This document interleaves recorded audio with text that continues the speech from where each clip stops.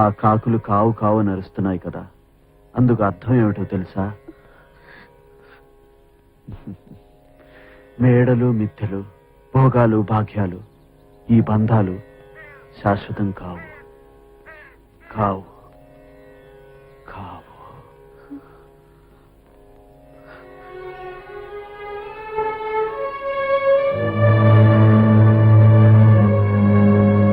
శ్రీనివాసుని కొలువు నుండి బావను సిరుల ఊబులోకి దింపింది మనమే. అవును, ఈ గందరగోళాలు పోయి బావ మళ్ళీ గానర్షి కావాలంటే ఏం చేయాలి?